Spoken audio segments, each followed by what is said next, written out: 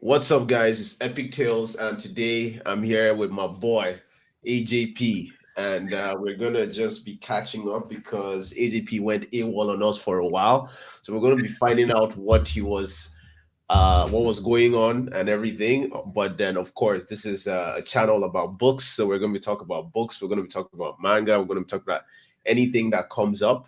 And yeah, like if you're watching this after the live stream, like, comment, and subscribe.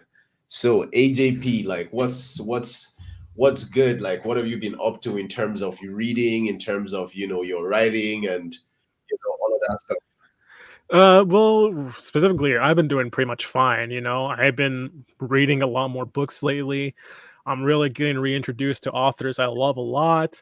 Going into more nonfiction recently. I've been going into stuff like that, and I've been writing more than ever recently. I've put into some of like my best prose ever, period, onto pen right now.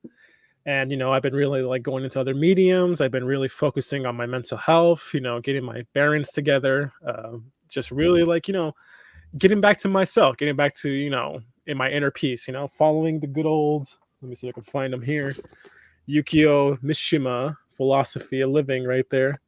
Really focusing on just becoming whole, really becoming like Icarus in my own fashion, try not to fly too close to the sun, hopefully. And just become normal, become well adjusted again. Because, yeah, unfortunately, as if you guys follow my channel, I got diagnosed with bipolar, unfortunately. So, and potentially autism. So that's a fun thing. um, just it's a cavalcade of mental illness right now, but I'm adjusting and I'm just really looking into myself and really questioning my being and becoming one with the universe again, basically, becoming like the Buddha in my own way. Yeah, I completely trust you to figure it out, and of course, like I'm here for you in whatever capacity I can be here.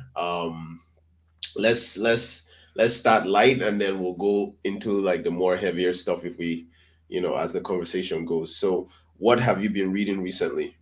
I've been reading first off David Foster Wallace, one of the more famed nonfiction writers and author of Infinite Jest, one of like the best like postmodernist works ever. And David Foster Wallace, he's hilarious. He's really funny. And I've been doing a lot of essay writing lately for some people.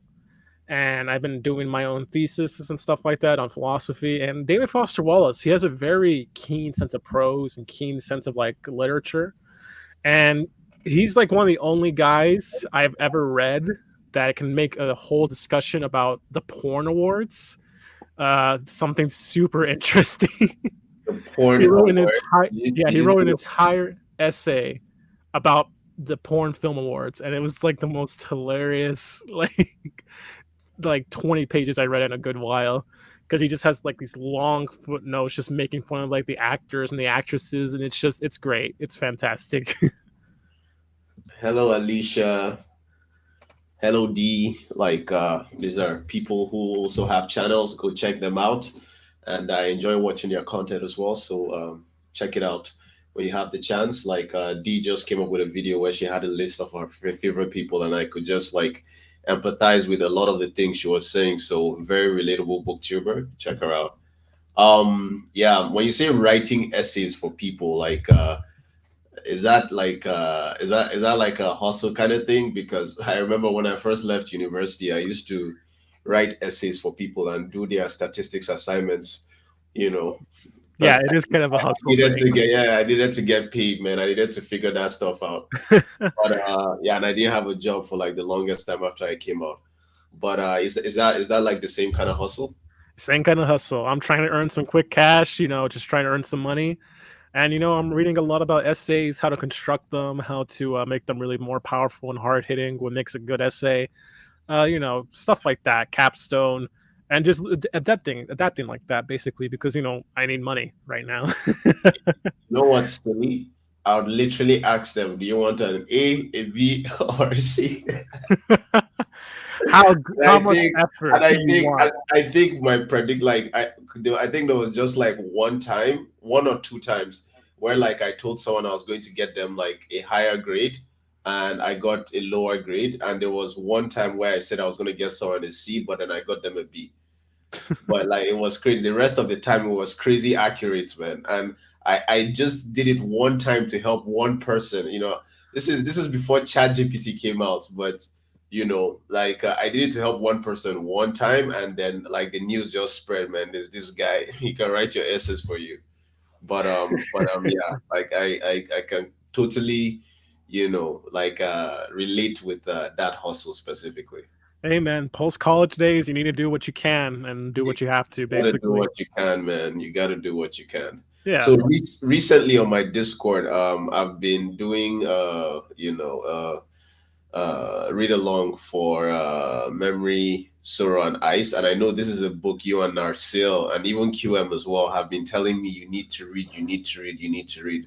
Like as I'm reading the book, I am realizing why. Like I do not necessarily think it's as perfect as I was made to believe when I was going into it, but it certainly has a very kind of grander like feel to it when you're reading it, and you can obviously tell you know um how a lot of writers were able to like derive their stories from that. Yeah. Out of everything for like the the post Tolkien era, Memory, Sorrow, and Thorn, like it stands out really hugely because of how powerfully written it is and like how beautifully it's constructed, but also because of just the sheer like just scale and gray morality and beautiful characterization it possesses. It's different enough from like say like Jenny Warts or like George R. R. Martin, but you can see really the influence there and like either the archetypes, the Easily. plot, you Yeah. know, you can see a lot of the inspiration and like there's some like awesome moments in these books, and it's on top of that it's beautifully written. Like it has some of like the best prose. Like it's not too like flowery and like hard to congest. It's definitely like very like fluid, very soft, very sensual, very like crisp. It's like good chocolate inside of your mouth. It just crackles and pops as you just eat away at it. It's just it tastes so good, and you just can't help but keep on reading and reading. It's beautiful. And the main character Simon, he's such a great character, and like seeing him, he's a traditional archetype that just feels like new somehow despite being so old, like Jon Snow, but completely different from Jon Snow, and I dare I say even more badass than Jon Snow at times. Nah, not as bad as, I wouldn't say as bad as, like he always gives me like a sense of his like I feel that he's had set also. By the way, I'm like maybe like chapter 9 of book 3. Like with book 3 I really slowed down. But like so far I would say like he's kind like he's had his moments, but I like his evolution has been a little bit too slow for me. Way too you know slow. Oh, yeah, dude, dude, dude. like I like that's is that like that's like another like a thing in the story, right? Last King of Ostenard. That's the name of the sequel series. And the sequel series, oh my god, Simon is such a giga chad. It's not even funny. Like my god, I love him so much in that. But even in book 3, like he's Wait, so no good. spoilers, no spoilers. Yeah. Let me tell you, Okay. book 3 though, also badass. Like also a Chad in so many ways. A lot of the characters, like they're so like beautifully written and so well realized and human. Like even like someone like Binnabook, like it's like he's such a like beautifully written character despite everything. It's really just wonderful to read, and I just adore Memory, Sorrow, and Thorn. Okay, so Thoughts with Pages D is saying, have you guys read the book Thief? It sounds familiar, like, but I'm not sure if I've read it before. And let me explain. I've read so many books that sometimes you tell me, "Have you read this book with that name?" And I don't like. I would say no, but then if you start telling me like the story, I'll be like, "Ah, that book, that book, that book." So it does sound like weirdly familiar, but I can't say I've read it. Reading now and enjoying it so far. Hopefully, I also get Beyond Redemption this one. So the funny thing about Beyond Redemption is that I'm a huge fan. AJP hates it. Yeah, AJP hates Beyond Redemption so much, and it is not because like it's not dark enough or it's not like the kind of stuff he likes. I think you just have like an issue with like the writing style, right? I have an issue with the writing in general. It's okay. This is like one of AJP's most unpopular takes, and it's one of the ones I die on. I don't like the way Avatar: The Last Airbender is written, and that's why I don't like it. Like the way that the story and the characters are presented in Beyond Redemption and in Avatar, that's why I don't like them. I can't connect with it. It doesn't click for me. And that's why I really don't like it. Honestly, I don't like the dialogue. I don't like the characters. I just can't get invested for the life of me because of how everything's presented. For And me, it's just one of those things. Sadly, like it's like how people can't ever get into Robin Hobb because of how slow her stuff is and how that's presented and how everything's written in those books. It could come off as like a bit superfluous or a bit too much or a bit too slow. The presentation of a work, it's ultimately the most subjective claimant for a lot of things, sadly. So that's kind of one of the issues I have with it. so for me, it's like I do not necessarily like I love the characters and I love like the themes and I love like I love in general, I feel like Michael Fletcher's story. I don't think the characters were designed for you to connect with, but I feel like they were more designed for you to look at from a distance and be like, what the hell is going on there? But like he also bases like a lot of it on mental illness, so it's like kind of also interesting dynamic, plus how it works. Like what I like so much about the book is how like the magic system works with the world, which works with like the characters. Like everything is so integrated in a way that it's just like, so for me at least, like just fuck love it, and Well, especially because he doesn't hold back. He doesn't hold back with like his descriptions and like what he's trying to put across. yeah, and that I can respect at least. Again, unlike Brandon Sanderson, where like the magic system feels a bit like just like an aesthetic to attach towards a work. But Beyond Redemption, at least like it has the decency to make it so connected and stuff. Um, but admittedly, I'm not too keen on like magic systems and stuff like that. I'm not too like invested in like having a good, strong magic system nowadays. I'm more so like a characterization type of fella. So Mm, that's mainly the reason why. And to answer, yes, I have read The Book Thief, and I read it for back in high school, and I thought it was decent. I read better literature during school, specifically. It's all war torn now, but my favorite book of all time, The Book of Disquiet by Fernando Pessoa. But mm. Now that's a book with some incredible prose. Like I read it, I get emotional reading it. I get emotional reading that book. well, Like yeah, it was written by a depressed individual, so it really does resonate with those who have experienced much melancholy and disquiet and dolorous intervenes. But on my opinion on the Book Thief, it's a fun book, but I feel like any type of literature set in World War II, so long as it's not like let me get this out real quick. Oh, are oh. you about to pull like the book thief right now? Because like I can bet you that this guy, that you cannot mention a book he hasn't read. Elie Wiesel, Night. Uh This book is messed up beyond belief, and it's from the point of view from a Holocaust survivor. And it is beyond dark. It is beyond just like, my goodness, it is just depressing to read. That, and I'm not sure if I have it on hand right now. Yes, I do. This book by Jerzy Konsinski, The Painted Bird. This is the also a book Painted about World War Bird. II.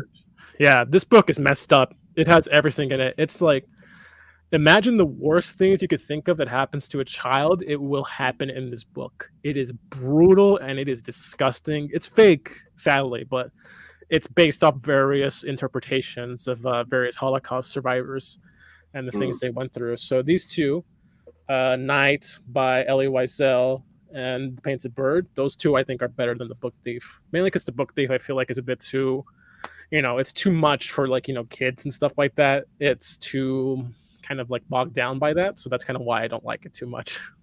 Hmm. Hmm.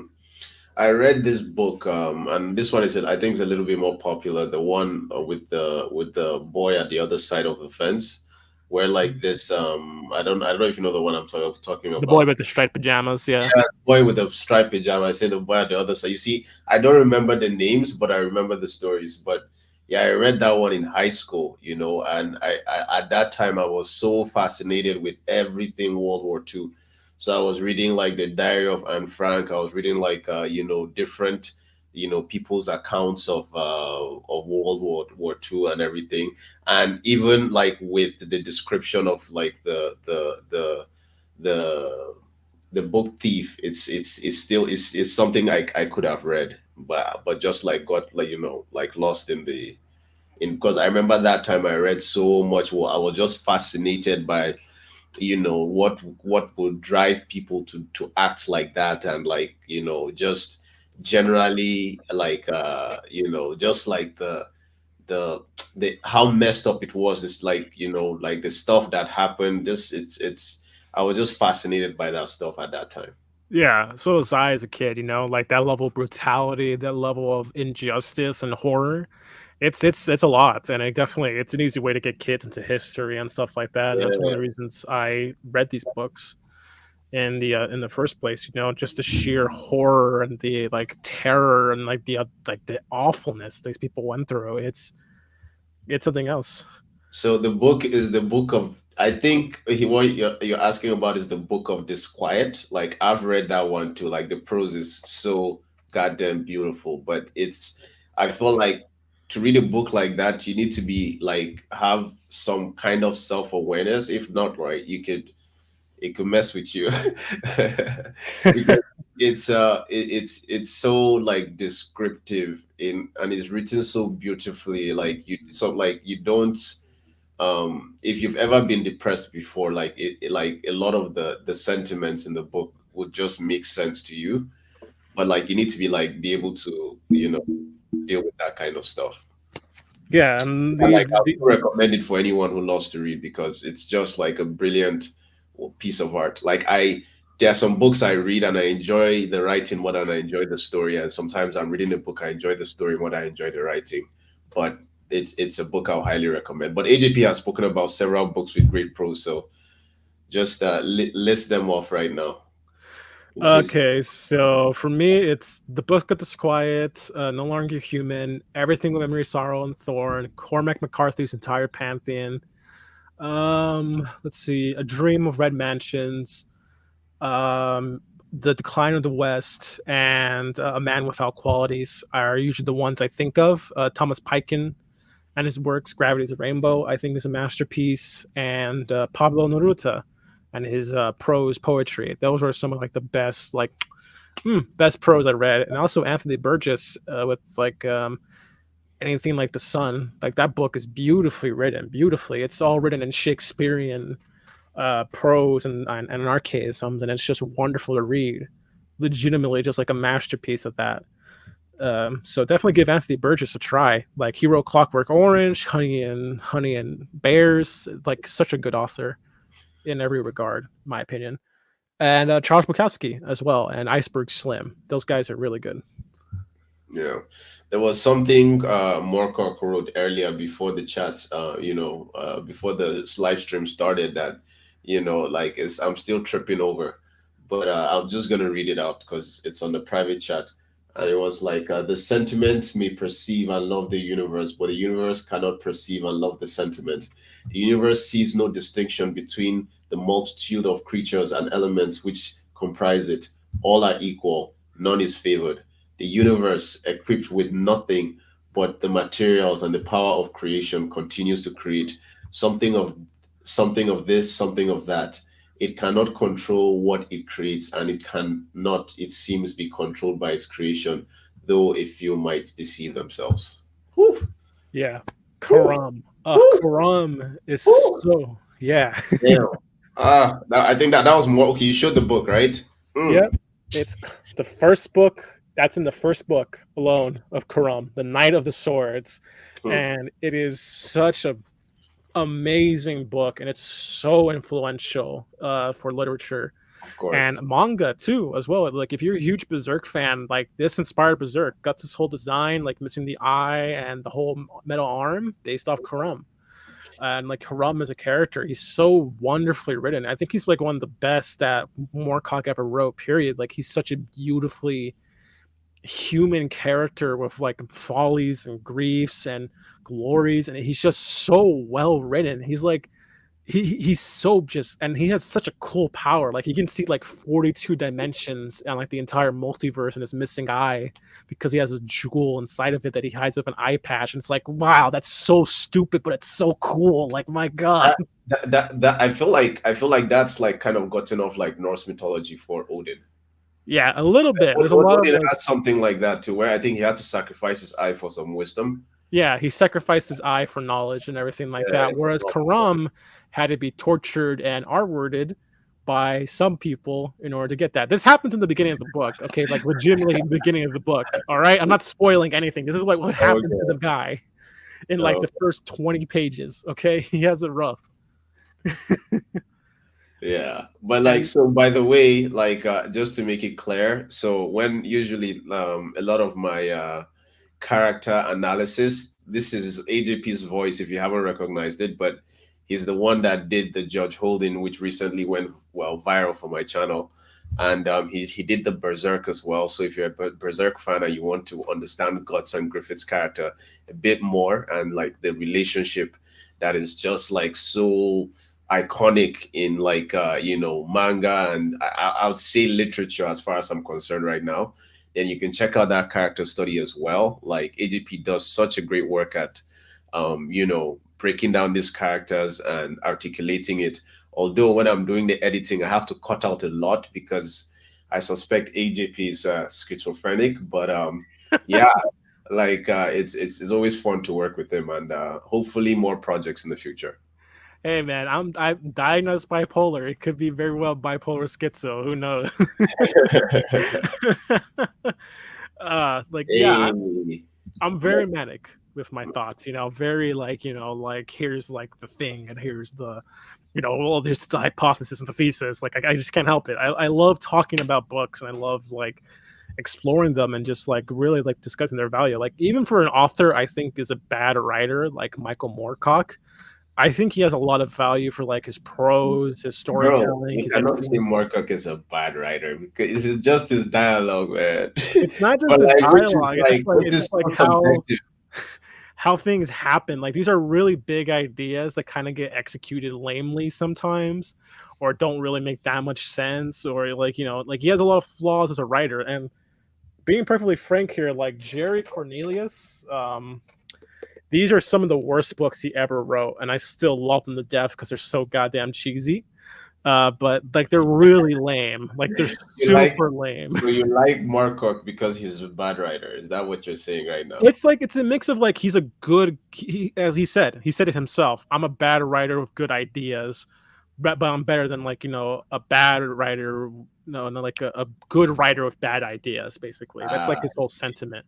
I Like see. be the bad writer who has great ideas rather than like the good writer who has bad ideas. Like Sanderson's given a lot of praise and stuff like that, but like I'm being kind of frank here. He's like, I don't think he's that good of a writer too, but he's technically fine. All right, he does what he has to with his prose. It's just he has very boring and stale ideas most of the time, and his execution can be lacking. Moorcock will say, I will discuss hermaphrodites and sex god cults and the multiverse in a single book about a shape shifting loser 16-year-old who's in an incestuous relationship with his sister and banks his hot teacher 24/7. Why? Because it's Jerry Cornelius. That's why. Oh man, like that is definitely a clip going on my TikTok for sure. Uh, have you checked out Usman's channel, Barden Books? I have not. No, not yet. Bro, you should, man. If I have a feeling you're gonna love him. Like he has very similar taste to me, and like yeah, I know you mess with me, so like I'm sure you'll mess with him as well. Nice, man. I'll definitely give it a go. I've never read manga before, but I'm about to dive into Monster. Oh, You're diving into the deep end. You're like, like this is not like you're not testing the waters. It's like, with your toes first, and then see what, like, if your feet can touch the bottom. You're just like in the middle of an ocean, and then the helicopter is just like dropping you like right in the center of it. Its monster is brilliant, brilliant. Like, Monster is, yeah. oh my god, Johan is Johann Liebert. such an What? insane character. Such a like few characters can inspire that much fear. Like, in like what the hell is this dude gonna do right now? Yeah, exactly. He's such a fantastically written villain, and he's like one of the best ever. Yeah. Yeah, boys, I that makes think sense. in the first live chat, I said something about, like, I was talking about, like, the Prince of Nothing, and I was like, that one might be too much for you to read now, and I feel like D took it as a challenge, which I love. Which I love. Let's see. Hey guys, was listening while I rode my bike. Yo, this is my Hey, it's boy, man. Oki. Nice to see you, man. Yeah, it's good to see you, man. It's good to see you. Yeah, and I recently talked with Sutri with him. So if you guys want to watch Yeah, that, yeah, you yeah. heard I him. watched that video, man. I haven't read the book, so like mainly I felt like you guys were gonna start talking about spoilers. I just skipped, but yeah, like, but I know there's something that has to do with a joke that of some dude fucking a pig or something like that, or something weird like that. No, Or somebody fucked watermelons. That's the whole oh yeah, joke. yeah, yeah, yeah, yeah, yeah, yeah, yeah, something like that. Yeah. It's great. I love that book so much. It's a masterpiece for me. Say we're talking Monster. I got some opinions about that. Like, I trust me, imagine. everyone who read Monster has a strong opinion about it. Oh yeah. It's like I think it's like one like the few like universally like loved and like lauded manga out there. It is such a like magnificent. It's one of like the prone examples of like comics being the ninth art form. Basically, like there's Mm, such a beautifully mm, mm. constructed piece of like literature. Honestly, Yeah, like like from the first episode, from the first like chapter, right? That, like, questions, like you're asking yourself questions about like morality, and like, decision making, and like, some of the big questions. You're asking yourself those questions, and then like throughout the book, you're throughout like the story, you're seeing how it plays out, and it's so brilliantly done. Like, if Britain and the AJP want to do like a thing where we talk about it, like, I would 100% really really enjoy that. yeah, and I would love to do that. Hippie to intellectual. Yes, you have to have balance, man. You have to have balance. Like, if you're just a hippie, then like, then like, what are you doing? But if you're a hippie and an intellectual, then you're complex. You have to be as complex as the characters you write, man, or your characters you read about. You can't just be like Hey, one dimensional. it's a mixed variety, okay? You have to be there, okay? I have been the saintly, sexually divine hippie to that professor that you can tell has did a lot of drugs before in the past, okay? That's the kind I of transition I had. I have never heard anyone describe himself as sexually divine, but AJP guys. Hey man, you already know what I hit, all right? Like I got a good record. It was good, kind of cut out on his end. Yeah, yeah, yeah. Like the discussion. Yeah, With that was yeah. just an issue with my transformation there. Oh yeah, Johan's terrifying. Even if he is like still to his core like a human character, like Ooh. he's such a like a menacing like force of energy, and just like this fine example of like nihilism and complete and utter like pessimism. It's so beautifully written, like So wonderfully. so 100%, I'm going to steal this idea for a video. The scariest characters in fiction, top five scariest characters in fiction. But like, a spoiler alert, both George Holden and Johan will definitely make it. Yeah, Yeah, for me, Holman's definitely up it's like the thing with Holden is just like it's so weird. Blood Meridian is such a weird book because you cannot disagree with the logic of George Holden. Like, yet he's such a despicable character, but everything he's saying is so intellectually, like, if you and once you get into like the vibe of the book, everything he's saying is just like so logical in such a straight line, and then he's not just he's talking on like two or three different dimensions, so it's applicable in multiple facets of like intellectual thought. And but then you're like the way he like lives these beliefs and these ideas that he has is so despicable, but Yeah. it's like it's such a weird thing. Like I don't like Cormac McCarthy was on something, man. Like for real. Yeah, a Like, good portion of that book you can thank to LSD, but the main thing with Blood Meridian is that it's like it's you're not operating on reason for disagreeing with Holden. You just disagree with him on principles and integral.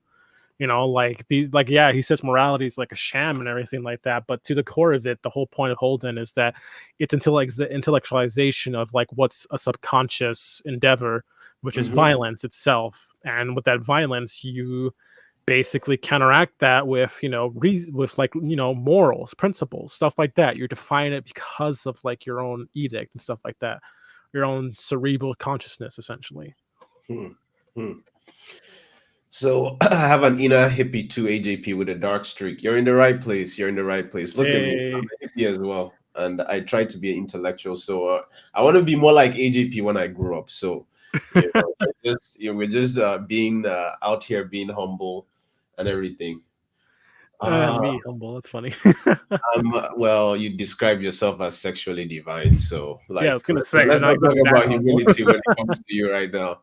But I'm in the middle of volume 3 of Monster. Ugh, like, what like I what do you know what arc that is? Is that um the first arc? I think that's still like the first portion where I think we're getting still into like the ideas of what Johan's going after. Huh. I'm not Yeah, sure. like that was interesting to figure out because at the end of the book I was still like, "Eesh," but Yeah, Jonathan, Jonathan Strange and Mr. Jonathan Norrell. Yeah. Strange and Mr. Monroe, but I keep getting distracted. Oh yeah, Yeah, Jonathan Strange is really good. yeah, Really fantastic work. So is Mr. Norrell. yeah. Like I challenge people like watching this or listening to this to mention a book that AJP hasn't read, and AJP can give you like a little excerpt on it, just like a little, just to prove it. Like I tried this game with him where I just like I ask him like I read the most random shit. I ask him, and he knows he's read it and he has opinions and he can talk about it for hours. Like you know. What can I say, man? I love books. All right. He reminds me of the comedian. He wants to expose the hate and violence within everyone else in an attempt to. Ye- Was it? You see, I don't even think he was trying to like not deal with the responsibility. I genuinely think he didn't care. I think he was. I think it was more like um. I don't think responsibility had anything to do with it, but I can see from that perspective as well, because it's like he could tell that these guys could like they were not like it got too much for like the kid. It got too much for like everyone was looking at him like, well, you this dude is on something else, and like even the characters in the book that he was helping out and to do what they were doing, they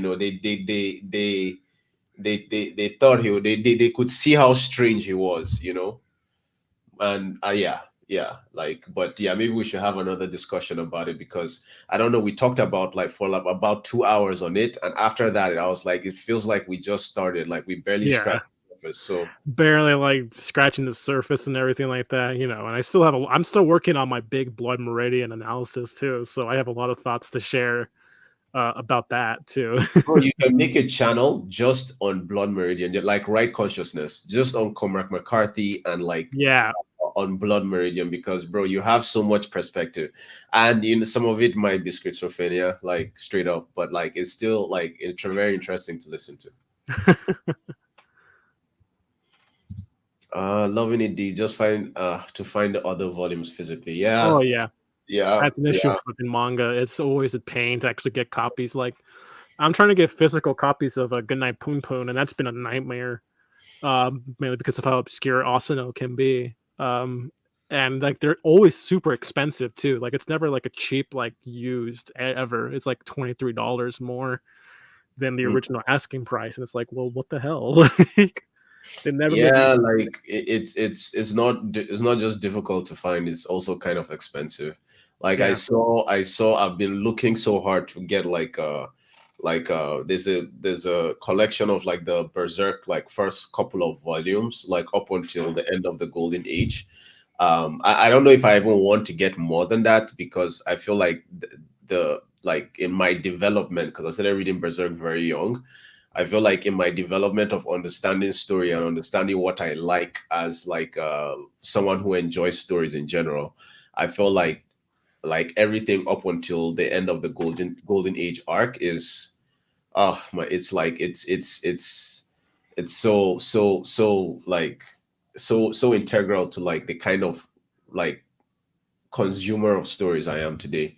So I just want to have that in my collection, and I'll get the rest if I can, but you know. that section's like the cornerstone of like how you perceive media. Yeah, that's like you Yeah, really gotta have that essentially. yeah. It's like how I can't go with like a copy of like Cormac McCarthy or like Baker around. Like I need like a copy of those. Have you read this book? Yes, I have. Okay, like tell us a little bit about it. Okay, Angela Summer. So I enjoyed it to a certain extent. The prose itself was my main contention there, and that's why I kind of don't remember too much from it. I'm gonna be perfectly frank here. It's been kind of like I'm blanking on so much of like those books, like pretty much. Like I just remember the prose being my big issue. Like I just couldn't like it was such a flat syntax, a lot of like very uninteresting like developments of like structure, sentence structure, and that's kind of why I just sort of like kind of go like that. I can't remember anything. Like I have like But do you remember like what it was about in general? no, I don't. Like it's that like forgettable for myself. I've read it, but I just don't remember anything from it. So there's one thing about AJP. If he likes a book, he likes it. If he doesn't like it, eesh. Oh And yeah. he's broken my heart a few times, because there's nothing more painful than coming excited. Oh my God, have you read this book? It's so great. And AJP dissects and tells you why it's not good with English that you can barely even understand, and like context and everything. And it's just like, yeah. Yeah, that's my folly. Like I'm very particular. It's like, where do you get off on judging me? You're letting me do it. Much like the comedian, but I find the comedian does it out of cowardice. Yeah, he just doesn't care. Oh yeah, Holden doesn't give a shit. He Like doesn't bro. care. Like his apathy is like, it's like, it's like, come on, man. Yeah, I was gonna What say like we're talking about the kind of comedian character? in Watchmen is such a great character for like how little screen time he actually has. Like such a beautifully written like Alan Moore. Speaking of Moore, I got this big old boy right here, Jerusalem by him. Oh, Oh wow, this was the book you showed me before the stream started. That's actually crazy. yeah, it's like around like 1,200 pages long, and it details the Jerusalem from the beginning of the universe to the end of the universe, basically. And it's crazy Alan Moore stuff. It's so beautifully written, and he's such a good idea of language. But the main thing is like he's a great character writer, such a Mm. good character writer, and he's one of like the pantomounts of like people who can make comics literature, especially from someone who hates it so much, especially its fan base. But he's such a good writer and he's such a good author. And he also wrote for some of my favorite comic book series like Crossed and everything like that, V for Vendetta, Watchmen. Such V a for good Vendetta, author. that's like such a classic, such a Yeah. classic. And then you get weird stuff like Necronomicon where a woman jerks off a fish man, and that's like, okay, more, that's weird. Like, sometimes you have to wonder what's going on in the minds of these people. More is psychosexual. That's just my understanding of him essentially. Psychosexual. Super sexual. Most of these occult types tend to be. I think the Lost Children arc is way more screwed up than the Eclipse. Well, yeah. Arguably, Lost Children arguably. has like straight up like going on in there, like lots of like kids doing stuff they should not be doing to each other. Yeah, but then like I feel like That certain scene in the eclipse that someone does. there's something, no, but for me it's like I feel like the build up, like if you're looking at like, okay, the actual, like if like comparison, like the Lost Children arc was worse, right, in terms of Right. like what was happening, how messed up it was. But the eclipse, the build up to it, like, and then the what the hell, like it's for me it's just so structurally delicious to like experience all, Yeah, the but eclipse is like it's one of like the perfect like things of storytelling essentially. yeah, like it's like I like you can enjoy it as someone who writes stories. You can enjoy it as someone who is just enjoying the story. Yeah. Like so they're like dimensions to which you can enjoy. The Lost Children arc is just messed up because Berserk is a messed up world. But then it's like at the end of the day, it's like in the grand scheme of things, like the Lost Children's arc was just the Lost Children's arc, like in the story. But like till today, like I don't want to I don't want to mistakenly say too much, but yeah, I agree with you. But yeah, Try books a million. I saw the big buying UPS on sale, and I know they ship to you. Yeah. Ask him about Hog. He oh, want me to not read it.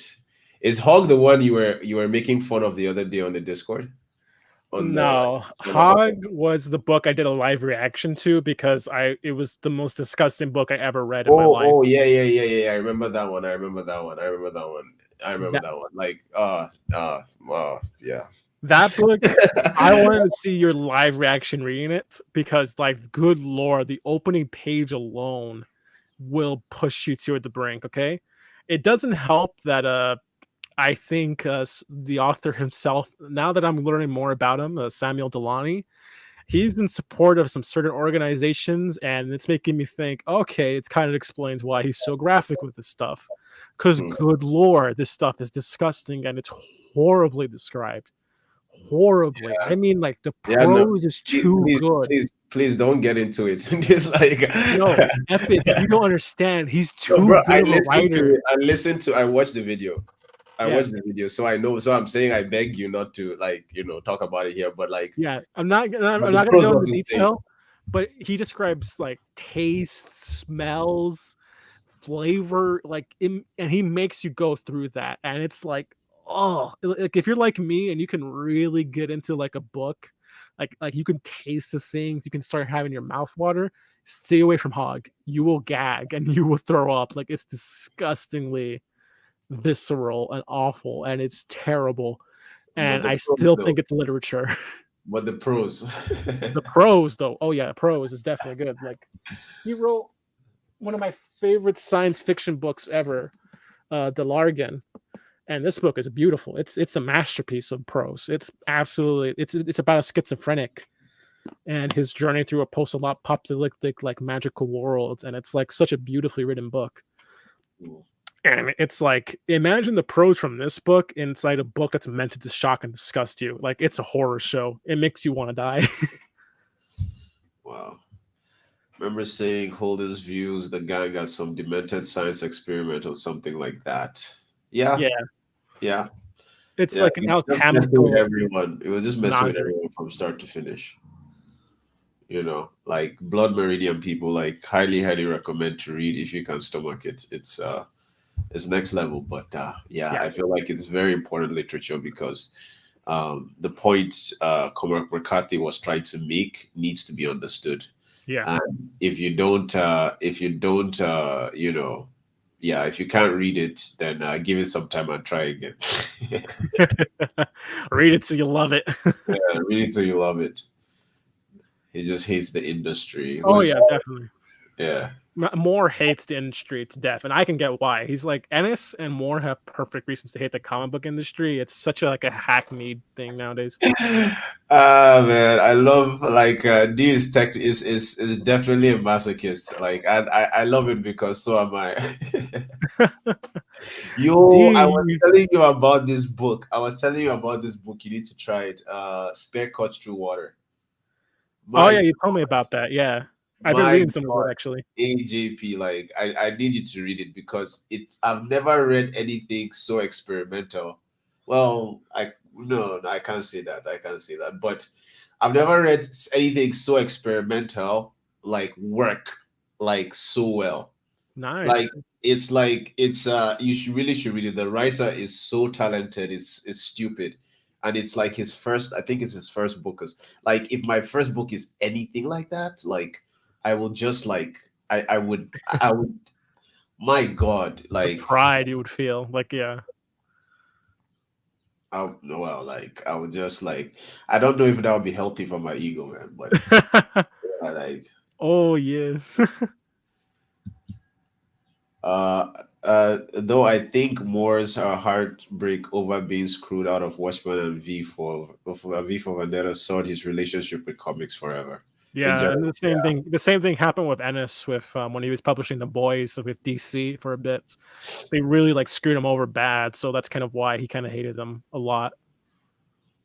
Yeah, like I feel like in the entertainment industry, there's just like a lot of like stuff that goes on to like artists and how they are treated and how their material is stolen and how they are not credited for stuff and how like their material is changed, for ideological reasons and political reasons and just stuff that has nothing to do with story and the people who enjoy it. So like I could definitely see how that could mess up someone's relationship with something that they love. And yeah, that's just messed up. Like an artist shouldn't have to deal with that. Yeah, the disillusionment, it's definitely a key factor there for his, attitude a lot of the times. Yeah. Yeah, see, AJ, like Alicia said it, so it's true. Like the speckled cuts through water, it's amazing, and for real, for real, for real, for real, I would love to know what you think about it, like specifically, And I also asked Narcil to read it, but I know he'll take like 3 years. Uh, I don't, Yeah. I don't know AJP. Ennis can really get depraved. You said you like Cross, so you know. I love Crossed to death, and yeah, I know how depraved Ennis can get, but like still, like the fact that he only published like 5 issues in DC, and then they gave him the axe like that. It's crazy and it's absurd, especially when he wrote such good stuff. Like I have it over there behind me, my Hellblazer run and the Punisher run as well. Like Oh, the Punisher. yeah, his Punisher Max run, his Preacher run. Preacher is so good. Like legitimate. Also, look at this bad boy right here. Look at the size of the book AJP's pulls. Like you're so intimidating, man. Oh, dude, you should see Simon Jimenez. Oh yeah, Simon Jimenez.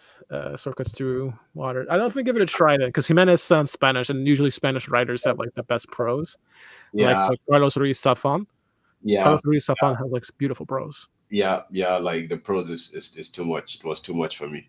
Like sometimes, to be honest, I felt like there were some times where like he went into ideas I do not necessarily he didn't like flesh out enough, and because I didn't like that, like he did it once or twice, and sometimes it's like I feel like sometimes he was indulging in his writing too much. Like it's like he knew he was good and like he had already like nailed it, right? And then he went on and on and on.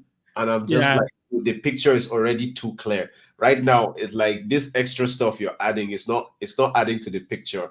It's just making me hate you more because you're good yeah, at it's Updike yeah. syndrome. Yeah, so there were some times where I felt like that, but like, bro, there's a scene in that spare cuts through water that just destroyed me. Yeah, it's not like Baker where like he Destroyed me. he gives you a taste and stuff like that, but he still keeps it kind of like light when it has to be.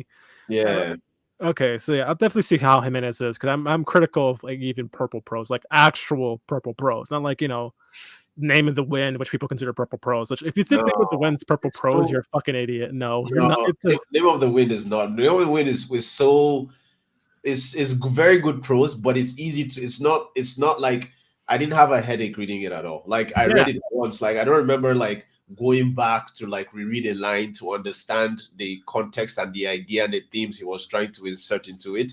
It was very very smooth. Like we're drinking like cold water on a hot day. Yeah, it's very poetic. It's a very warm. It's very comfortable prose. It's like someone like an orator would actually give, like an actual poet would write. Especially with like how it uses meter and uses like such like beautiful syntax to like trick and like really like capture the audience. Like that's the major thing with that. And it's like, well, why would people call like that purple prose? It's just like people are not used to like actual good prose and like actually good writing, you know? Yeah. And then his other book is Vanishing Birds as well. I haven't read Vanishing Birds, but like, and you know the funny thing. So Spread Cuts Through Water is like fantasy. Vanishing Birds is sci-fi, I believe. But like, he's so flexible with his stuff, But I haven't read Vanishing Birds, so I can't speak for it. But like, yeah, like Alicia, let me know when you're reading Vanishing Birds. Like, maybe we can hop on that together as well. And plus, it's just like a standalone as well. So I think so. So yeah, it shouldn't be too long or too like stressful. The first cost is really good. The rest, yeah. Hey, Badlands, yeah, Badlands is a mixed package, and that's because you have so many authors like trying to go into a single comic run. But I think the ones by Ennis, Spurrier, and more are like the best ones. Everyone else is kind of like a do. It's like it depends because everything after like the first couple of volumes is like it's those are written like what is good writing, AJP? Video day is, man, you should pay me royalties. Yeah, Hey, I'll for just real, for real, for real. Like, bro, like you know what you're talking about. yeah, I'll definitely talk It's about that one interesting day. to listen to it because there was one you had where you were talking about like your appreciation for like you're ranting about like how like books nowadays don't have like aren't written, like how they used to be written before and how you miss how things were like. And I could identify with that so much, like, and it's one of the reasons why. I don't know if you look at my channel, I initially started just reading like strictly indie, and then I started getting into classics, like. And that's something I love about my community so much on Discord, is that like a lot of us are quiet there, but like there are conversations happening, and everyone is just like introduces me to like new stuff. Like I started getting into classics because of Narsil, and just looking at the arguments and wanting to know what they're talking about. You get into all this stuff, and yeah, like, bro, it's freaking amazing, man. Yeah, definitely. And ooh, me Vanishing too. Birds, like, we should do it. Yeah, Vanishing Birds, like, I'm down for that. Yeah, I'll give it a I'm go on having someday. this. You should join us, AJP. I'll try to, guys. I'll see if I can get a copy soon, and I'll see how it is written. Yeah, sounds good. Sounds good. Like, let me know, man. I would love to. I really want to know your thoughts on that. Think of picking it up in June. So, do we have a date? Yeah, we You can know, start June. Why not? yeah, that's a subject I asked about, though, for real. Yeah, what's good writing? Like, what actually like signifies like proper technical prose and what's good? Um, for me, I think it's been best said that the worst type of books are the types you just can't reread ever. Like that's one of the major paramounts. Like it's books that you can't reread for its prose quality. I think something's readable quality will not be lost even if you don't read it like again or again and again pretty much.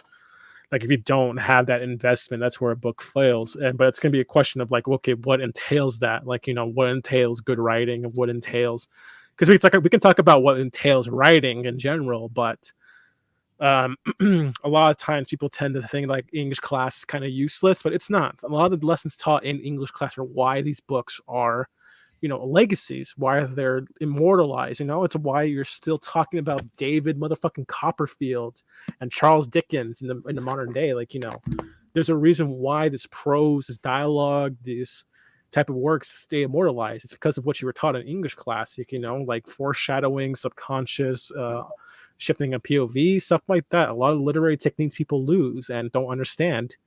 Like, look at Shadiversity. Like I didn't even know what third person omniscient versus third person limited was, and that's like the basic writing tool. Like that says enough about how people like lose like really like a value for writing nowadays. And it's like it's unfortunate, but it's the thing I'm gonna talk about more in detail because on a podcast format, it's just gonna be it's gonna be ramblings essentially. Yeah, something like that needs to be structured because it's kind of it's multi-dimensional, and if you're just hopping from one perspective to the other perspective just to make like a single point, it could get like It can convoluted get very, very quickly. superfluous, yeah. Like for me, it's good writing, it's for me it's a very multivariate kind of topic because there are things that I subjectively enjoy, there are things that I do not necessarily enjoy, but then I can look at and like respect. For instance, I don't know if you've watched my latest video why I hate happy endings. It's not because partly because I'm a masochist, but also because I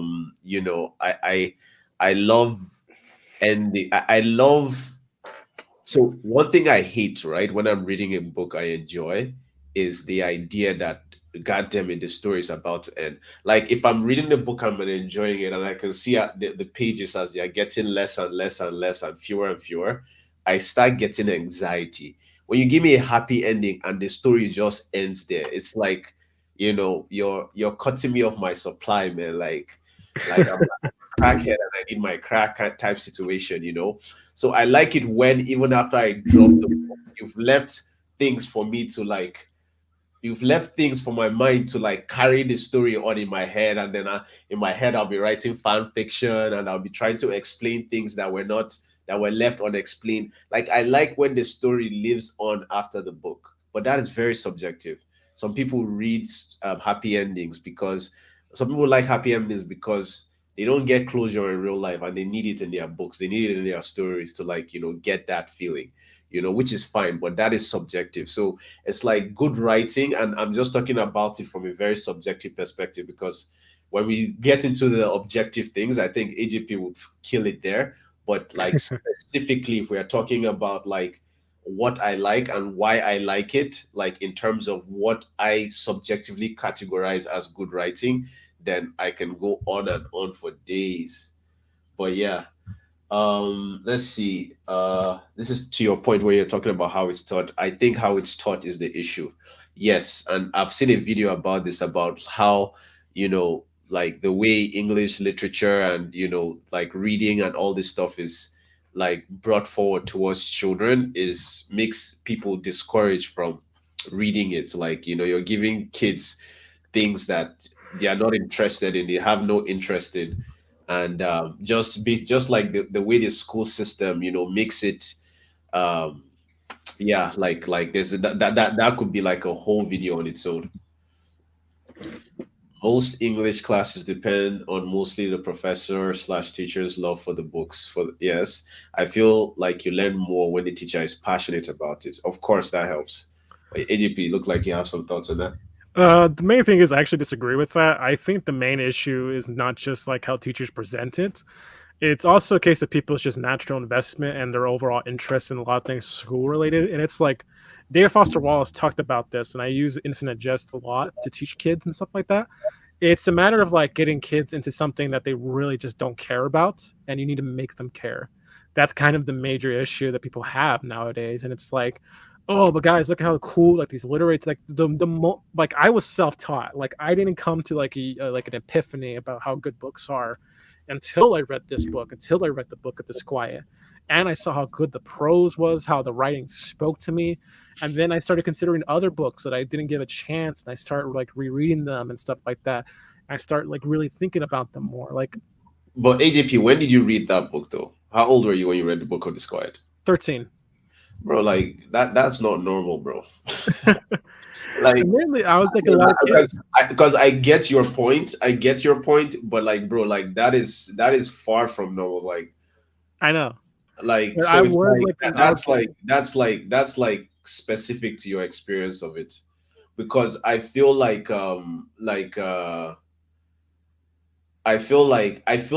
get her point, like when it comes to like about like it's like so it's like the passion has to be infectious, right? But then I also feel like the material itself needs to needs to be different. Like it needs to be like introduced different. But this is like a whole ass topic, you know. It's a Def, whole ass topic. But like, definitely. bro, it's like you know how crazy it is. You're talking about how you read the book of Disquiet at 13 and how like you discovered your love for like bro, that's deep, bro. I don't know, man. When I was thinking, man, I was reading Berserk and I don't know, man. I don't know what's normal. I don't know what's normal. But yeah. But yeah. Yeah, I definitely get the point, though. Definitely, I understand the sentiment. It's just, I think it's just a little bit like just getting kids to care. Because you brought up a topic that's been bugging me for a while. Okay, I don't know if he's talking about me or he's talking about you, but like I have a feeling it might be me because he DMs me when I dropped that video. Let's see. Sadly, in the UK, teachers are very restricted to the syllabus, so the literature choices are sadly. I also think this is an issue as well. Uh, I also that's think like, this is yeah, an issue. You know, definitely understand that. That's definitely limiting. Like, my goodness.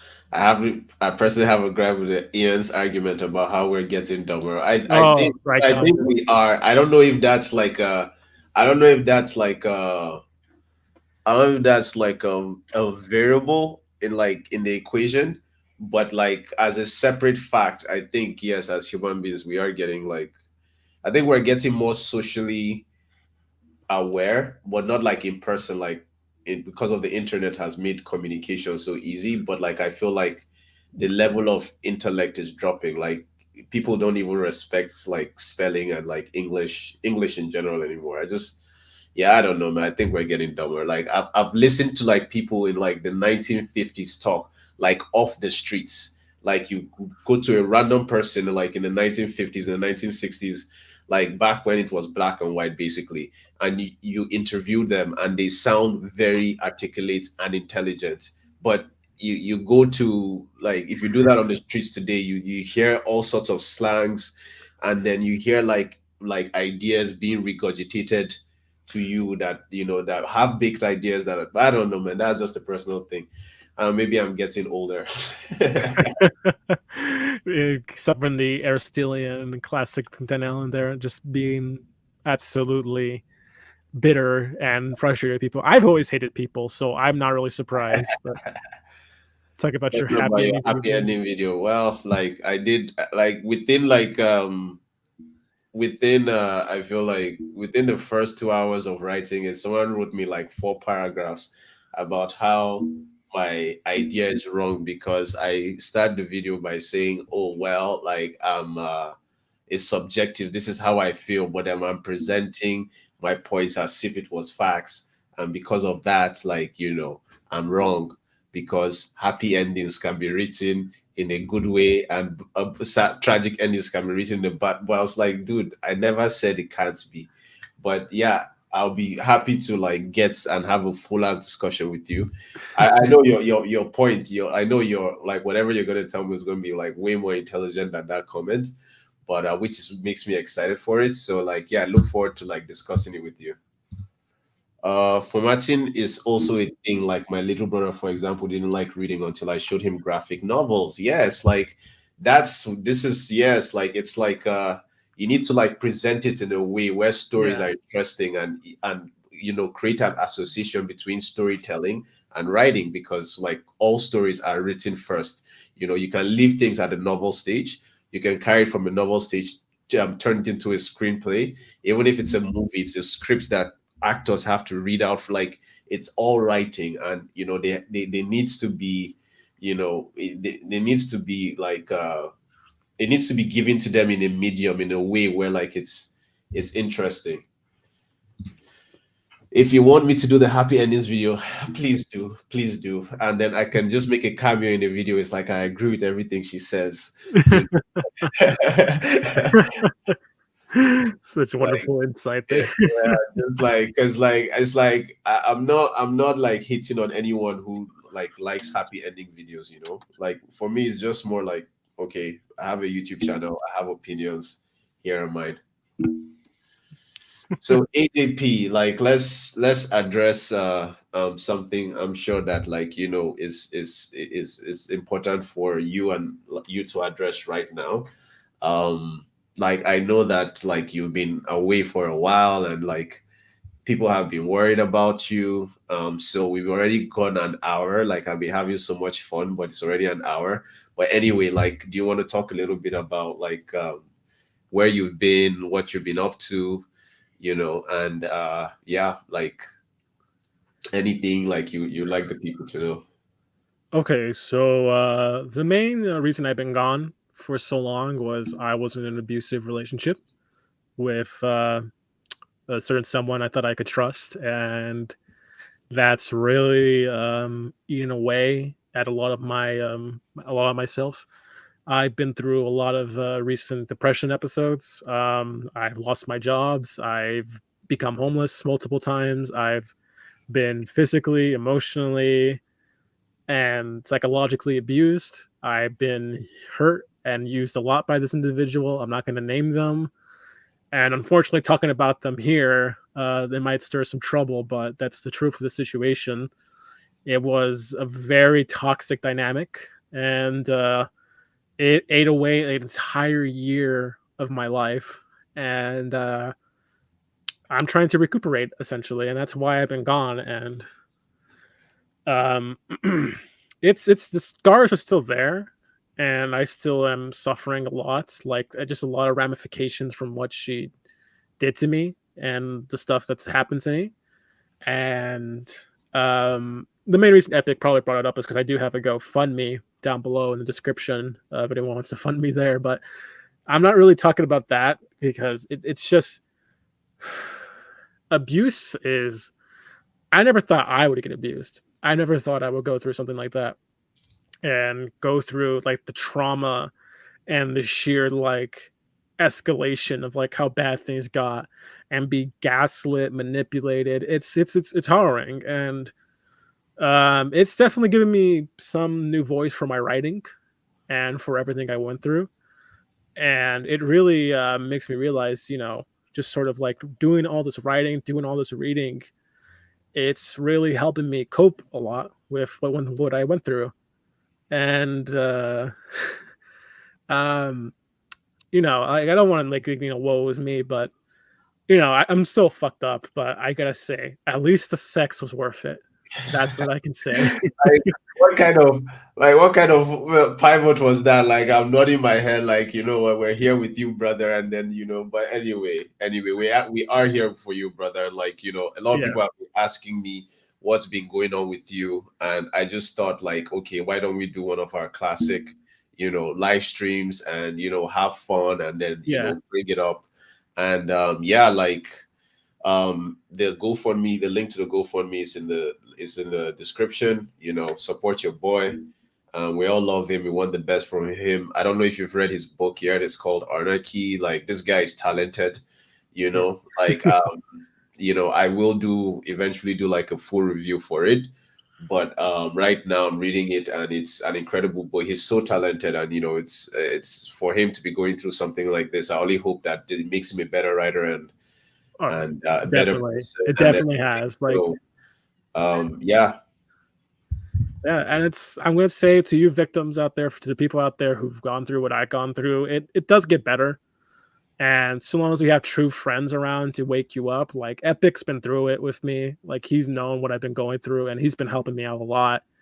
And it's worrying to see how I was before, but this has really shown me who my true friends are, and the people who actually value me in my life versus those who are obviously like my abuser. And my abuser she was a nightmare. I'm not going to name her. She does have a YouTube channel and she is subscribed to me. So I'm hoping she doesn't see this, but Bro, like uh, bro, it's she's, so gonna be so easy to just go and look at your subscriber list, like who looks like an abuser here.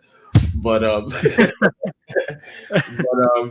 Yeah, like bro, like you have such a wonderful smile, and it's just good. Like after everything you've been through, like, and I know some of the graphic details. Like I answered some calls in the middle of the night, super early in the morning, and it's good to see you smiling and Yeah, just doing what you do best, talking about books, yeah, writing, and hopefully one day this is all in the past. You've moved past it, and we're on to bigger and better stuff. yeah. So here's two better days and better futures and better choices. And yeah, if you guys want to help me out, again, the GoFundMe is in the description below. It's just something to help me out financially until I start my new job and I start, paying off my debts and I start getting myself together. It's just some little help, and if you guys can't help, it's fine. But it's just mainly just it's difficult, but and I'm probably not going to be perfectly fine. But I'll have my scars, but I'll be not in agony for too long. I'll be fine. That's what I'm saying. I'm here. I'm alive. I'm young, and I still have a chance, and I can be happy. Or as Epic says, I can still be a savage, basically.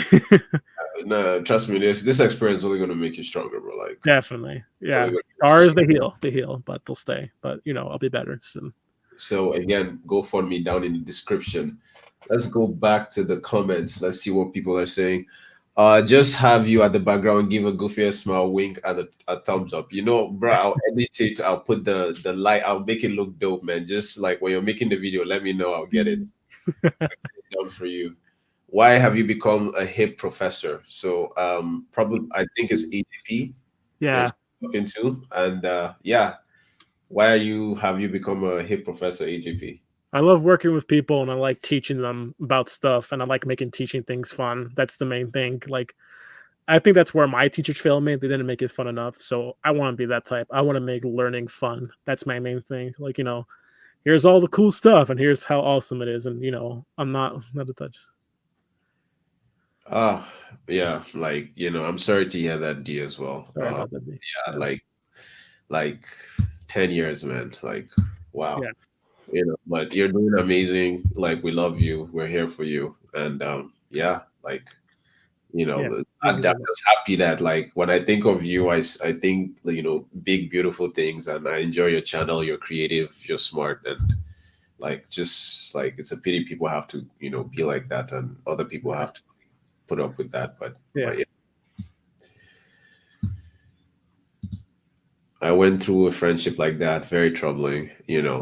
Yeah, yeah, like everyone has their own little experience of it. Not when I say not little, but everyone has their own experience of it, like their own Yeah. experience of something similar. And it's tough, but we move. We are Yeah. stronger and better for it. Yes, me too. I thought AJP was my age this time, and then he told me his age one time, and I was just like, damn it, like, yeah. Everyone thinks I'm older than I actually am, and then I shave, and then it's like, oh, you can really see like the baby face here. But there's a thing about, like, your Gen X, right? uh, I think I am. If not, Yes, I'm you Gen are. Z, Gen X Yes, or you Gen Z. are. I'm millennial, so there's a thing about Gen X looking a lot older than they actually are, because they are dealing with so much stress. Oh, dude, it's not even funny. I have like so many gray hairs. Like I'm just to say, like I'm in my early 20s, and like I have so many gray hairs. It looks like completely iron slate. It's hilarious. Like everyone in my family points it out all the time. Like, look at this guy. He looks like an old man. It's the stress, man. It's the stress. It's the And stress. bro, you were reading the book of Disquiet at 13. Like, of course you'd have gray hairs. Like, what are you talking about, man?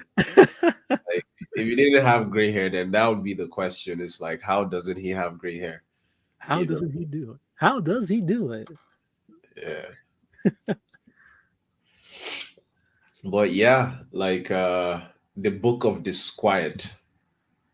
So School. Yeah. DIS quiet. So It's yeah, such a good book, man. Such a so good good. book. Like, that's like, for me, peak prose. Peak prose. Peak Pros. It's so good. Yeah. So we've been here now for what, an hour and 14 minutes. Like, how are you feeling, AJP? Depends. Do you want to go on for a little bit longer, or you think we can cut it short here? I don't know, man. I'm having fun. Like, Britton is here, D is here, Alicia is here. I think those are the three people watching.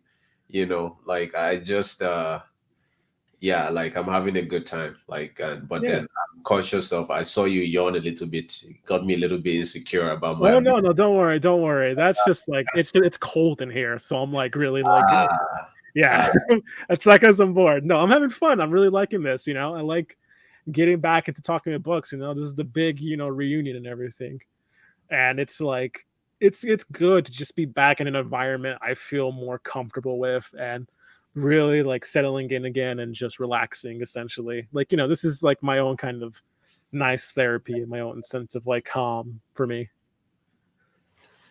wow. I started reading Jane Austen at 8, and I was an odd child. Hey, Jane Austen fans, let's go. She's so good. I love Jane Austen. I love her so much. Like, I don't care if I got called like a raging F slur back in the day. I love her books so much. She Yeah. is such a good writer. And let me get this beautiful thing You know, out. you know what's crazy? Like like back in Nigeria, I didn't have access to all of this like classics and stuff. But what I used to do when I was a kid was because I used to watch like the Disney shows like the Aladdin and like the Hunchback of Notre Dame and Hercules and everything. And what I would do was that like the library I had in school had like the library was actually like legit good, and they had like the original stories. So the ones that were like super dark, the ones that talk about like Sleeping Beauty getting like art and just like molest like the like just and I would read those. But then my mom would see me reading Sleeping Beauty, and she would think, "Oh, she's reading the like he's watched the Disney show, and now he's reading the stuff straight from the source." If my mom knew what I was reading, but then once I was able to pick that up, I just couldn't stop reading them. A Hunchback of Notre Dame, like the Hercules, and like all of these stories, and yeah, like the trajectory was always going to be epic tales. Yeah, the trajectory right there was predestined. Every like it's so funny what how like you can look at, oh, this is where I am right now in my life, and when you look back you can see how everything brought you to this moment, and then it brings even like deeper questions and everything. I read It very young. My brother was raving about it. I King. read It as well, Stephen King. Stephen King, I feel like the stuff he's done that I absolutely love, but then the stuff he's done that I think is mid, but I feel like everybody loves. I feel like earlier in his career, he wasn't as commercial as he is now, and I enjoyed Yeah. earlier stuff a lot more. But like in my eyes, he's still like a legend. He's just not like my favorite guy, but like I think it is a classic. Like I enjoyed it so much, and yeah, So you enjoy more of his cocaine era than like his current era where yeah. I feel like with the cocaine, he was writing better stuff, man. Which is like you know, Grimm's. Yeah, pretty much. So that's like while people were like being fantasizing about Disney princesses and princes in shining armors and tall and dark. I was trying to not have nightmares, like just try not to dream about what I was reading. But it was fun time, good times. I was reading illustrated classics as a kid, watching Quentin Tarantino. Yeah, Tarantino movies and the Seed of Chucky were what I watched a lot as a kid, and I should not have been watching Seed of Chucky as a child. yeah. Do you feel like Tarantino is the goat? Tarantino's awesome. I love him to death, even with his weird ass foot fetish. Like he's still awesome. Yeah, like that dude he's so good. He's so good. I love his I love how I love the kind of stories that he tells, and I love how he like puts it on screen. His like his different, his Yeah, and different. he's like just effortlessly cool. Like his characters are just awesome. Like they don't try and be cool. They just are, you know? Yeah, yeah, it's so effortless, and it's like there's also something very efficient about his characterization as well. It's like you don't Yeah. know any more than you like. You don't know any more, any less than you need to know. You Yeah, know, and that's what and makes it so it's badass. full and it's whole as well. So it's like it's just perfect. It's Yeah, just like perfect. Kill Bill, like that's the peak of that. Like Oh, Kill oh, Bill is awesome. I love Kill Bill so much. bro, even like Django Unchained, man, that shit was dope. Yeah. That shit was dope. You know, and he So has a way. I feel like if someone tried to do what he does, it will come out so corny.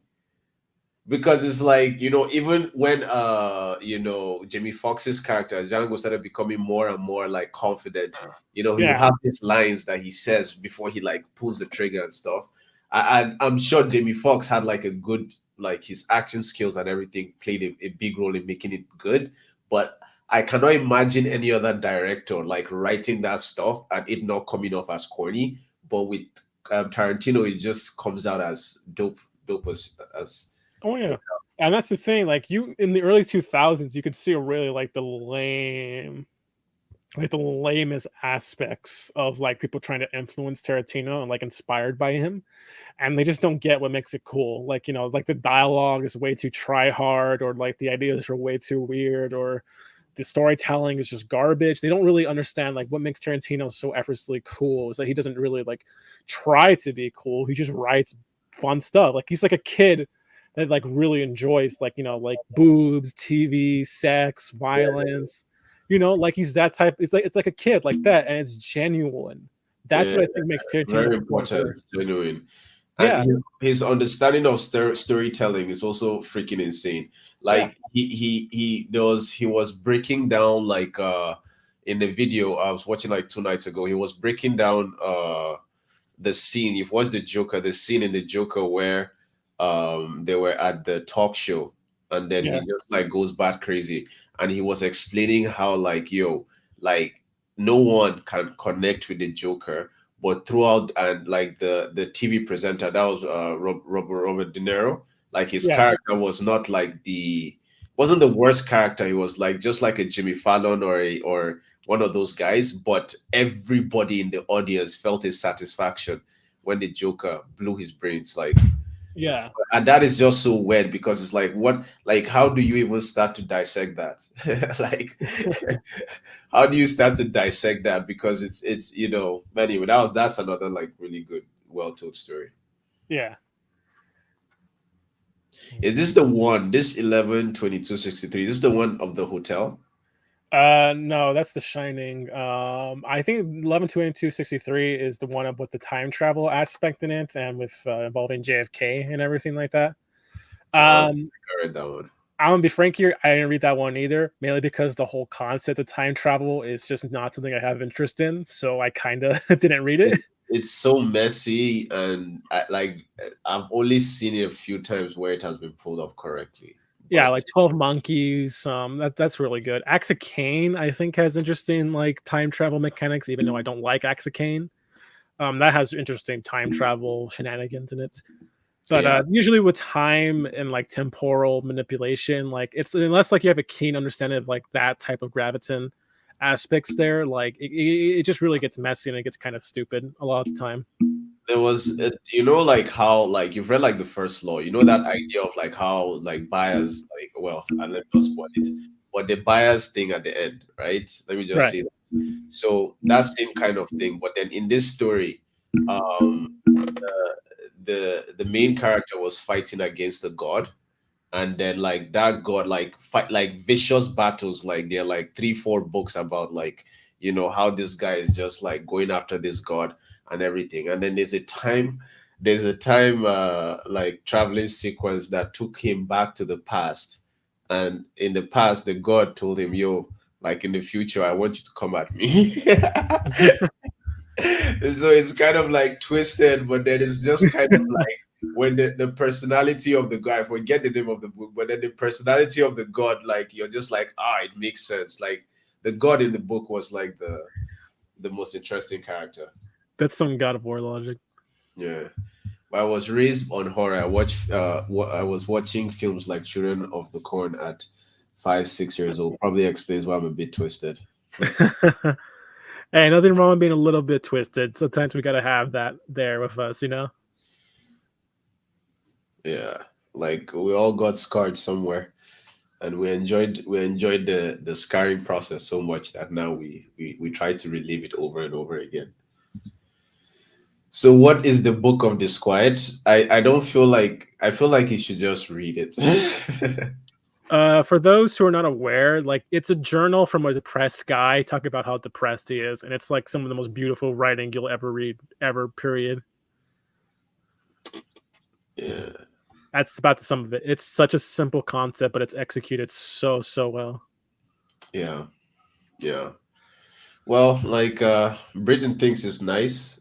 So yeah, like I guess I would give it a chance if I can, but yeah, yeah, I'll give it a chance. Like Yeah, if it does the time travel good, I'm gonna read it then because yeah, that's my main concern. I'm not huge into time travel. I already think it's an overdone concept, but if it's executed well, I'll give it a go. yeah, yeah. Said no, I mean, is it like a novel, epic poem? It's a journal. It's a novel, yeah. It's a journal basically. It's a bunch of like aphorisms written into like various excerpts. And it's so beautifully written. It's so good. Yeah, I think it's about time to call it like a day. Like I've had a great time. Yeah, it's been really good. It's been great coming back and like having this conversation again. And it's Yeah. nice, like like really talking about books again and just having a blast. Yeah, like that's home, man. That's home for you. Like there's a Yeah, reason why, like it's I have my real like my life, like work, my girlfriend, like here and there, like stuff I have to do and all that stuff. But like I'm creating a video or I release a video and I'm getting like feedback from people, like that's like I know I'm doing what I'm supposed to be doing, you know? yeah, exactly. It's like it's kind of home, kind of like the home, the space I've created, you know. So thank you guys for listening to us ramble and nerd out and give unpopular opinions like AJP mostly, but like that's why I love having him around. But for thank you for all of that. And yeah, like D, when you read Beyond Redemption, we should talk about it. Like and when we yeah, I'm gonna watch your review for sure. And yeah, like hopefully we can get to Vanishing Birds in June and set that up as well. So thank you everyone for coming. Stay epic and peace. And don't forget the GoFundMe in the comments in the description. Peace. Peace, guys. You have a good one.